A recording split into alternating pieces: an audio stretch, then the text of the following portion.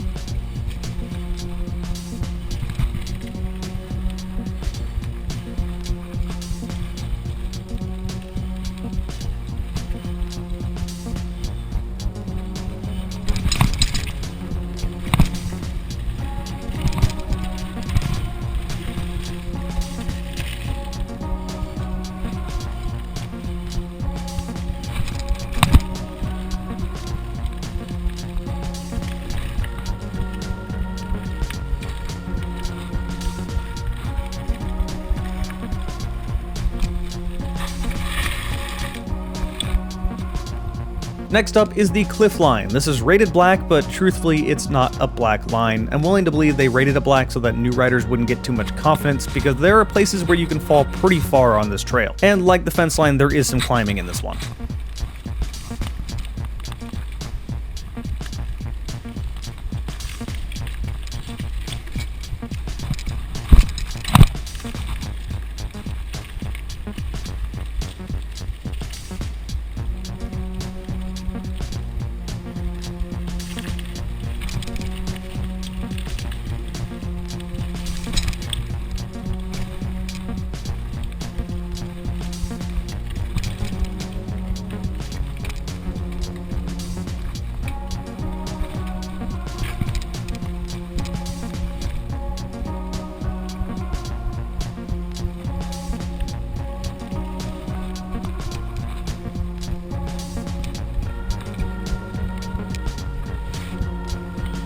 I only stopped here because I knew there weren't riders behind me, but yeah, there's a reason this is called the cliff line, and this trail does actually use the full elevation to go down to what you're seeing. Here's some footage from the bottom just for a sense of scale. What's crazy is that people do ride from here down the side of the cliff, which is amusing. Pro riders do come out to this park, usually on Wednesdays, so you'll see some pretty crazy stuff.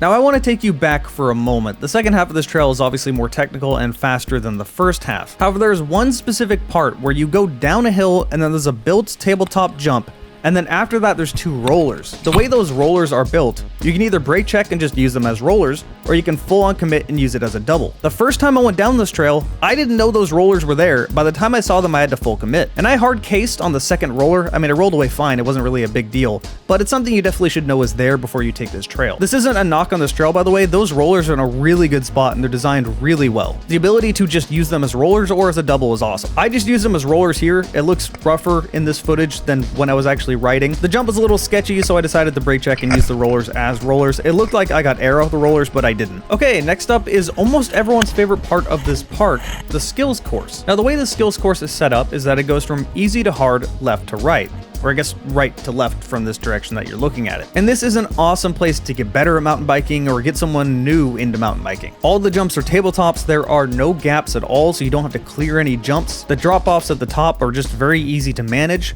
And on the left, there's even a course that's just some berms and no jumps at all. Literally anyone can do it. It's a great place to get attuned to your new bike. The one thing I have learned is that the middle and right trails, you need speed to clear these jumps. Now, I'm not clearing them here. I'm mostly just trying to get trail footage, but it's not terribly difficult. On my first day out of this park, I was clearing the middle line, got way too confident, put a bunch of speed into the far right line, and completely ate shit. But hey, that's part of the learning process. It's going to happen. There's even almost a hidden far right lane that doesn't use the drop-offs. That's definitely the most technical out of all of these. Anyway, I at least rolled through all of these, so let's show the raw POVs.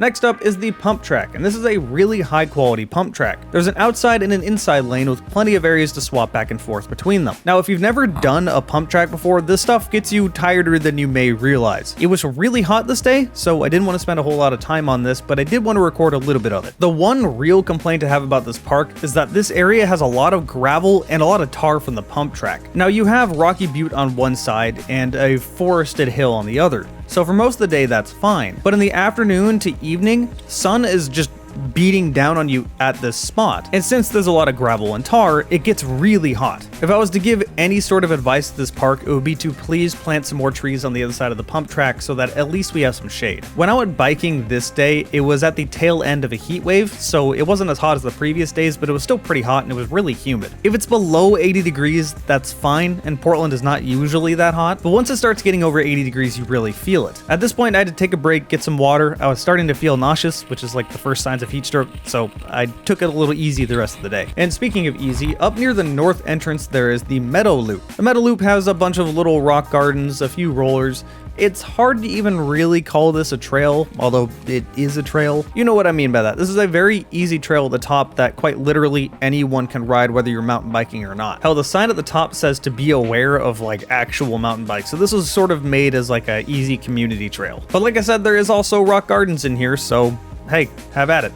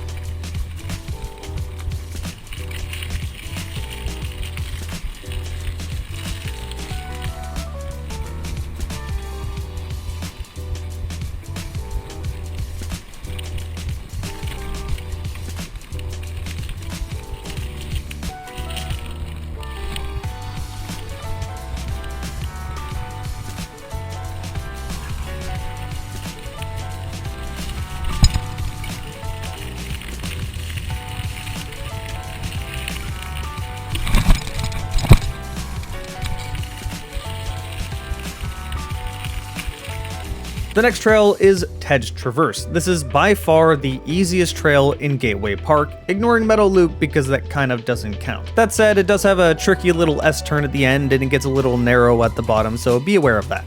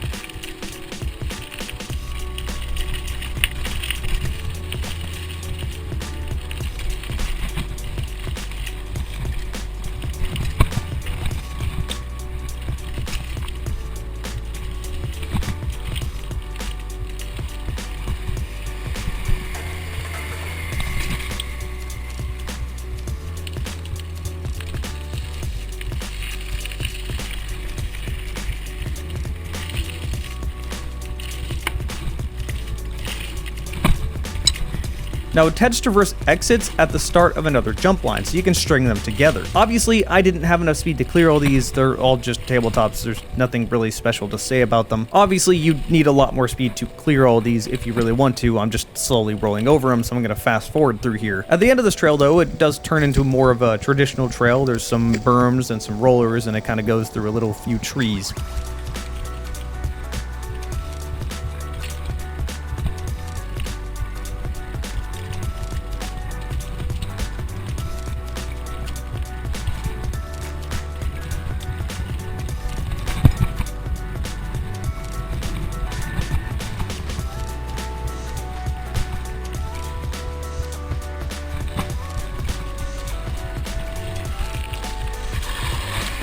This spits you out into the only true black line in the entire park, the jump line. Now, I only got back into mountain biking like a month and a half ago. I haven't mountain biked in like 12 years, so while I can say I'm unrusting and learning, In all reality, I'm basically brand new. It's been a long time. That is to say, I'm nowhere near good enough to clear these jumps yet. But hey, that's what's great about this park. You have constant things to get better at. You use the skills course to hit the bigger and bigger jumps. Eventually you're good enough to hit Linda's line and clear all those jumps, and then you're gonna learn to hit these black line jumps. The GoPro doesn't do a very good job showing you the size of these jumps, so I put my bike next to it. I mean, they're taller than I am. These aren't the biggest jumps I've ever seen, but they're the biggest things at this park for sure. The nice thing about these jumps though, like the rest of the park, they're all tabletops. You don't have to commit to anything. And at the end, there is a pretty lenient wall ride. When you see pros come over to this park, they're generally hanging out in this area. Just so we're clear, these guys aren't pros, they just happen to be riding while I was filming.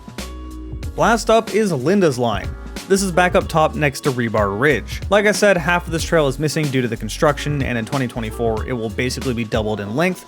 This half is going to stay. But that means that the first part of it is kind of slow. You need to throw in some cranks if you want to clear those jumps. That said, after the first berm, things start to flow a lot more naturally. At this point, it was really hot. I wasn't feeling too good, but I at least wanted to roll through these so that someone would have some sort of trail footage and kind of like a trail walk without having to be there. As soon as I was done with this trail, I got back on the max, got home, took a cold shower, and man, I felt so much better after that point. Drink a lot of water. Heat is no joke. Anyway, I hope you guys have enjoyed this video. I'm gonna let you see this last POV, and I'll see you next time.